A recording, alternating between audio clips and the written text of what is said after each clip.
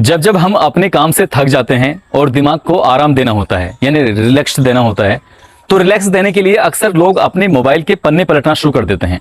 बड़ी संख्या में लोग या तो छोटी छोटी जो वीडियो होती हैं, रील होती हैं, उसको देखने लगते हैं, या फिर किसी सोशल साइट पर जाकर चैट करने लगते हैं, या फिर कोई वीडियो देखने लगते हैं। इसी तरह से आज की जो सच्ची घटना मैं आपको सुनाने जा रहा हूँ, इस सच्ची घटना में दो अलग अलग लोग थे। दोनों ही अपने अपने मोबाइल से अपने दिमाग को ठंडा करने के लिए, शांत करने के लिए, उसे आराम देने के लिए मोबाइल के पन्ने पलट रहे थे। कब पन्ने पलटते पलटते एक दूसरे से कनेक्ट हो जाते हैं पता ही नहीं चलता, और इसके बाद इन दोनों के आपस में संबंध भी बन जाते हैं। लगभग 2 साल से संबंध बने थे, महज एक छोटी सी बात के लिए। बात छोटी नहीं थी, बात बहुत बड़ी थी। संबंध टूटने की कगार पर पहुंच जाते हैं। जब वो संबंध टूटते हैं, न केवल संबंध टूटते हैं बल्कि 2 लोगों का कत्ल हो जाता है, मारे जाते हैं। इससे न केवल 2 लोग मारे जाते हैं बल्कि कई परिवार बर्बादी की कगार पर भी पहुंच जाते हैं। और जब इस घटना का खुलासा होता है तो पूरा शहर, पूरा जिला ये सुनकर, देखकर हैरान था कि आखिरकार ऐसा कैसे हो सकता है। वाकई आज की जो कहानी, आज की जो सच्ची घटना मैं आपको सुनाने जा रहा हूं, ये न केवल कुछ ऐसे रिश्तों की मर्यादाओं को तार तार करती है, बल्कि एक ऐसी जिस रिश्ते पर सबसे ज्यादा विश्वास किया जा सकता है, जिसको भगवान से भी बढ़कर माना गया है, उस रिश्ते को भी उसने धूमिल करने में कोई कसर नहीं छोड़ी। आदाब, नमस्कार, सत श्री अकाल। मैं उस्मान सैफी। आज की जो सच्ची घटना मैं आपको सुनाने जा रहा हूं, ये सच्ची घटना है उत्तर प्रदेश का एक शहर है अयोध्या, और इसी शहर का एक कॉलोनी लगती है श्रीरामपुर कॉलोनी। दरअसल कोतवाली नगर क्षेत्र का ये मोहल्ला है। यहाँ पर रहने वाली एक सरकारी शिक्षिका और उसके पति भी सरकारी शिक्षक हैं। वो अपनी माँ के साथ रहती है। 1 जून 2022 की दोपहर लगभग 1 बजे के आसपास शिक्षिका की माँ और उसके पति बैंक में किसी काम से गए हुए थे, और वो शिक्षिका घर में अकेली है, और साथ ही जो घर में ऊपर वाली मंजिल है उस पर कुछ कंस्ट्रक्शन का काम चल रहा था। लगभग 7 मजदूर एक साथ घर के अंदर काम कर रहे हैं। बैंक का काम निपटाने के बाद पति और उसकी माँ जब वापस लौट कर आते हैं, दरवाजा खुला हुआ था, और सोफे के पास में इस महिला की, यानी कि शिक्षिका की, एक गंभीर अवस्था में, यह कह सकते हैं मरी हुई, वो कुछ समझ नहीं पा रहा था शिक्षक। शरीर से बहुत ज़्यादा खून बह चुका था, और जैसे ही उसने अपनी पत्नी को जिस हाल में देखा, वो रोने लगता है, चीखने लगता है। साथ में उसकी सास भी थी, यानी कि उस टीचर की माँ भी थी। दोनों की हालत देखने लायक थी।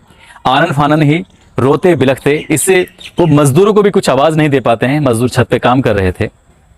इस महिला शिक्षिका को उठाकर वो सीधा हॉस्पिटल लेके जाते हैं, और वहाँ जाकर जब डॉक्टर से इलाज कराने की कोशिश करते हैं, डॉक्टर कहता है कि ये मर चुकी हैं। बात मरने की जब खबर आती है तो वाकई ये हैरान करने वाली बात थी, परेशान करने वाली बात थी। तुरंत ही पुलिस को सूचना दी जाती है। पुलिस मौके पर आती है, और पुलिस मौके पर आने के बाद उस डेड बॉडी को, उस लाश को अपने कब्जे में लेकर पोस्टमार्टम कराया जाता है। पोस्टमार्टम में पता चलता है लगभग 22 बार वार किया गया है। ऐसा लग रहा था जैसे बहुत ज़्यादा दुश्मनी हो गई है। पुलिस जब घर में जाती है, घर में जाने के बाद देखती है तो वहाँ जगह जगह खून के धब्बे पड़े हुए हैं, और साथ ही जो अलमारी है उसका ताला टूटा हुआ था।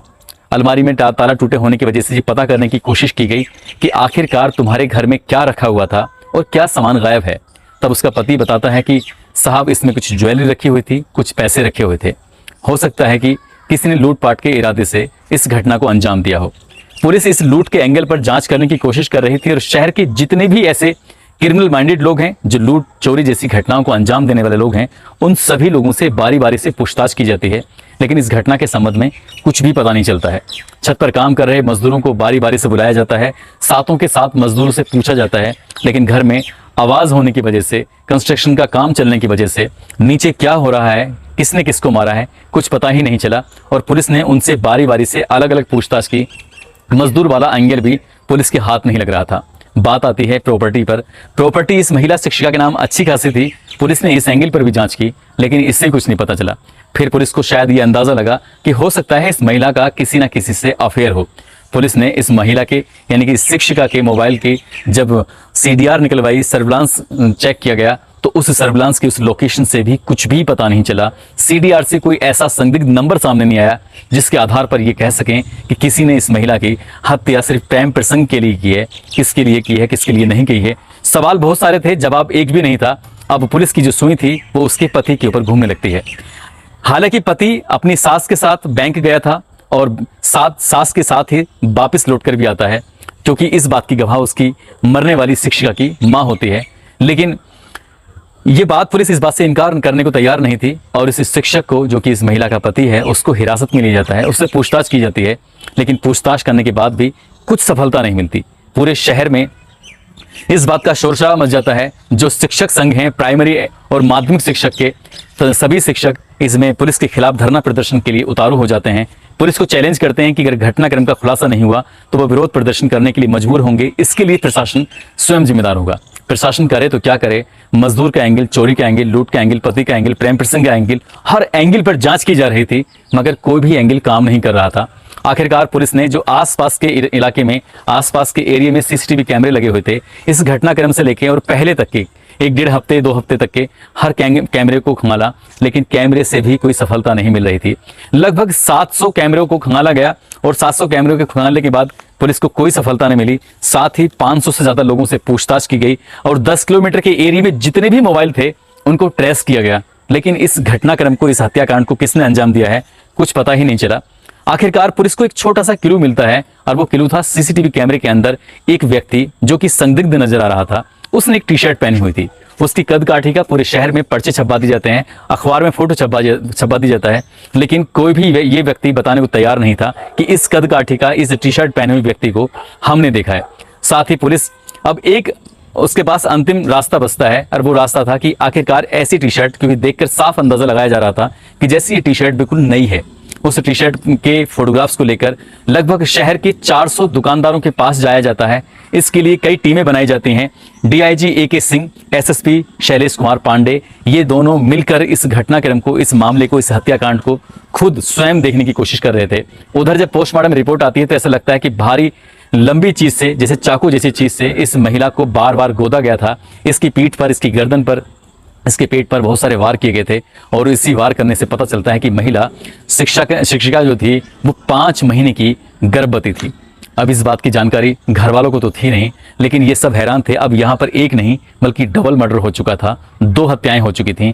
हत्या किसने की है, किसने नहीं की है, यही एक जांच का विषय था। यही एक पहला बच्चा था। इस बच्चे को लेकर न केवल माँ इतनी ज्यादा खुश थी बल्कि पति भी बेइंतहा खुश था। आखिरकार किसने ये हत्या की है, इसी सवाल का जवाब जानने के लिए जब पुलिस कोशिश करती है तो ये सीसीटीवी कैमरे के आधार पर जो एक टी-शर्ट निकल के आती है, 400 दुकानदारों से पूछताछ की जाती है तो 400 दुकानदार इनकार कर देते हैं कि हमारे यहाँ से ये टी-शर्ट नहीं ली गई। अब पुलिस के पास एकमात्र रास्ता बचा था और वो रास्ता था ऑनलाइन खरीदारी करने वाला। शहर के जितने भी लोग थे जो डिलीवरी करते हैं, डिलीवरी बॉय को बारी बारी से पूछा जाता है, उनके पास जाया जाता है। तब एक व्यक्ति कहता है कि हाँ, लगभग 2 महीने पहले, यानी कि मई के प्रथम सप्ताह में एक लड़के ने एक टी-शर्ट मंगाई थी जो कि इन्हीं के मोहल्ले का है। उसकी कलर कैसा है, कैसा नहीं है, उसके बारे में कोई जानकारी नहीं थी। पुलिस आखिरकार पास में जाती है और जाने के बाद जैसे ही उस घर के दरवाजे को खटखटाने की कोशिश करती है तो लड़का पीछे से आ रहा था। पुलिस को देख के वो भागने लगता है। अभी हाल ही में उसका 12वीं क्लास का रिजल्ट आया है। उस रिजल्ट में बहुत ज्यादा अच्छे नंबर भी नहीं आए थे, सामान्य नंबर से पास हुआ था। पुलिस वालों ने दौड़कर भागकर उसको पकड़ा और पकड़ने के बाद उससे कहा कि तुम भागने की कोशिश क्यों कर रहे थे। उसने निरंतर के बहाने बनाने शुरू कर दिए। फिर पुलिस का एक ही सवाल था कि जो टी-शर्ट तुमने उस दिन पहनी हुई थी वो टी-शर्ट कहाँ है। वो समझ नहीं पा रहा था कि आखिरकार पुलिस क्या बात कहना चाहती है। फिर वो जब सख्ती से पूछताछ की जाती है तो वो उसी टी-शर्ट को लेके आ जाता है जिस टी-शर्ट को फ्लिपकार्ट के माध्यम से उसने मंगाया था। पुलिस उसको अपने साथ कोतवाली लेके जाती है और वहां उससे पूछताछ करती है कि इस घटनाक्रम के पीछे जो भी सच है वो बता दो, क्योंकि अब यहाँ पुलिस, परिवार और शिक्षक, बल्कि बहुत सारे लोग परेशान हो चुके थे। 1 महीने से ज्यादा का समय बीत चुका था और आखिरकार 1 जुलाई यानी ठीक 1 महीना हो जाता है तब कहीं जाकर ये लड़का पुलिस के हत्थे चढ़ता है, जिसकी उम्र लगभग 16 या 17 साल के आसपास बताई जा रही थी। इससे पूछा जाता है तो कहता है कि साहब, जब लॉकडाउन का समय चल रहा था तो उन दोनों उसके पिताजी ने अपनी परीक्षा की तैयारी करने के लिए उसे मोबाइल दिया होता। वो रातों को पढ़ता था, रातों को पढ़ते पढ़ते जब वो थक जाया करता था, अपने दिमाग को आराम दिया करता था, तो आराम देने के लिए वो अपने मोबाइल से कभी तो वो रील देखा करता था, कभी किसी की वीडियो देखना शुरू कर दिया। ऐसे ही वो स्नैपचैट पर चैट किया करता था। चैट करते करते उसे पता नहीं चला कि कब वहीं पास की रहने वाली सुप्रिया वर्मा नाम की एक शिक्षिका से उसकी चैटिंग शुरू हो जाती है। उधर शिक्षिका भी कहीं ना कहीं अपने काम से, अपने परिवार से, अपने बहुत सारी चीज़ों से अपने मन को, अपने दिमाग को, थकान को दूर करने के लिए वो भी मोबाइल के पन्ने पलटती रहती थी। और पन्ने पलटते पलटते इन दोनों की आपस में जब बातचीत शुरू हो जाती है तो बातचीत शुरू होते होते ये दोनों चैट करते करते कब एक दूसरे को दिल दे बैठते हैं पता ही नहीं चलता। जबकि शिक्षिका की उम्र 32 साल होती है और इस लड़के की उम्र लगभग 16 या 17 साल के आसपास होती है। दुगनी उम्र के इस लड़के से ये दोनों प्रेम प्रसंग कर बैठते हैं, आपस में मिलने जुलने लगते हैं।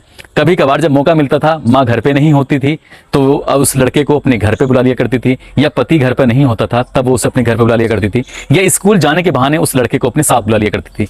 दोनों के बीच में लगभग 2 साल से संबंध बन रहे थे, एक दूसरे के साथ रह रहे थे, और साथ रहते रहते कब शिक्षिका प्रेग्नेंट हो जाती है इन्हें पता ही नहीं चलता है। लगभग वो 5 महीने की प्रेग्नेंट थी, और ये खुशखबरी भी सबसे पहले उसी छात्र को दी गई। उस छात्र से कहा कि मैं एक माँ बनने वाली हूँ और ये मेरा पहला बच्चा है, मेरे लिए खुशी का ठिकाना नहीं है। लेकिन ये बच्चा किसका है ये अभी तक भी क्लियर नहीं है, उस छात्र का है या उसके पति का है ये कहना मुश्किल है, ये तो जांच के बाद ही क्लियर हो पाएगा। लेकिन जैसे ही उस छात्र को ये पता चलता है कि वो प्रेग्नेंट हो गई है, तब वो हाथ जोड़कर माफ़ी मांगता है, कहता है कि मैम मुझे माफ़ कर दो, अब मैं तुम्हारे पास नहीं आ सकता क्योंकि अब मेरा मन भर गया, मेरा जी नहीं लगता, मैं पढ़ाई में भी कमज़ोर हो चुका हूँ। हाई स्कूल में तो ठीक ठाक नंबर थे, लेकिन इंटरमीडिएट की परीक्षा में मेरे नंबर भी शायद कम आएंगे, क्योंकि इस तरह की वो कई महीने से लगातार ऐसी रिक्वेस्ट कर रहा था।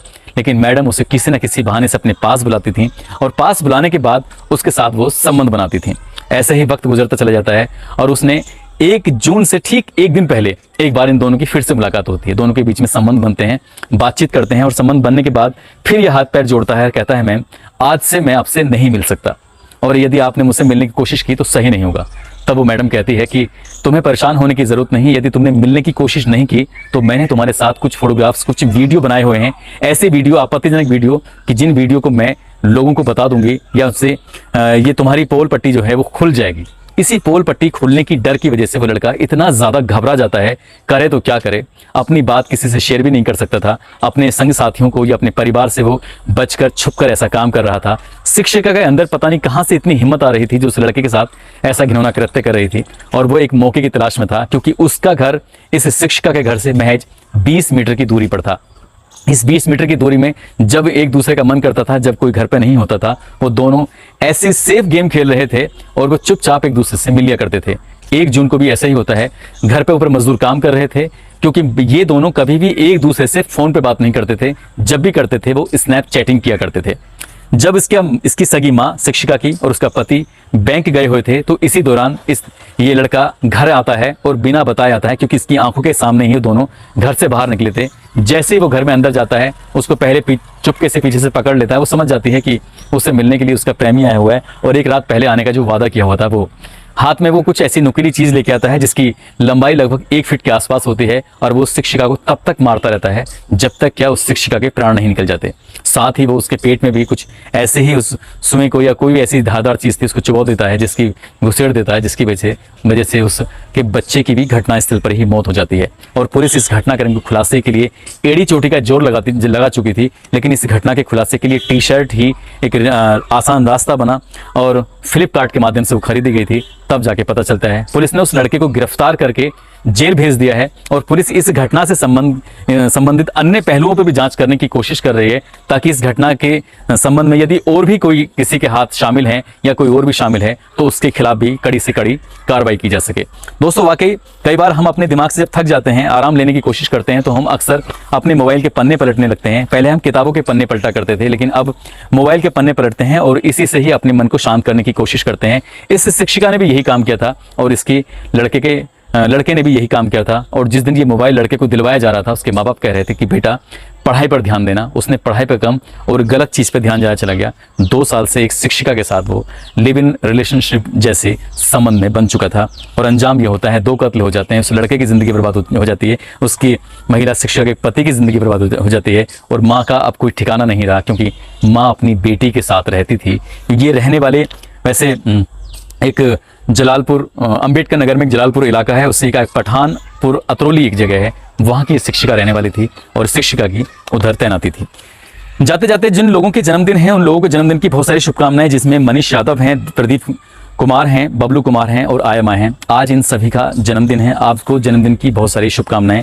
कुछ ऐसे लोग हैं जिन्होंने YouTube पर अपने नाम लेने की अपील की थी। बिहार से प्रेम कुमार हैं, अमृता शर्मा हैं, अनीता, संजय सिंह हैं, निकिता यादव हैं, प्रवेश यादव हैं, किरण सैन हैं, मुकेश कुमार हैं, प्रदीप यादव हैं, काली मोहम्मद हैं, अमन स्वीटी हैं, दिनेश और नाजिया सैफी हैं। इसके अलावा फेसबुक पर श्याम सोमानी, आनंद सिंह मध्य प्रदेश से हैं, विनीता शर्मा गाजियाबाद से हैं, निखिल जलेशर यूपी से हैं, नंद किशोर देश दीपक यादव लखनऊ से हैं, अंकित ठाकुर बैना से हैं, सोहम लाल जितेंद्र कुमार दिल्ली से हैं, हसीना परवीन पश्चिमी बंगाल से हैं, संदीप कुमार भवानी राजस्थान से हैं, काजल चौहान बरेली से हैं, यदुवंशी अवधेश यादव आगरा से हैं, लल्ला पवार और राम कुमार साहिनी। इन सभी का बहुत बहुत धन्यवाद, दिल से शुक्रिया। आप लोगों ने, इनमें से कुछ लोगों ने अपील की थी और साथ ही कुछ लोगों ने किए कमेंट।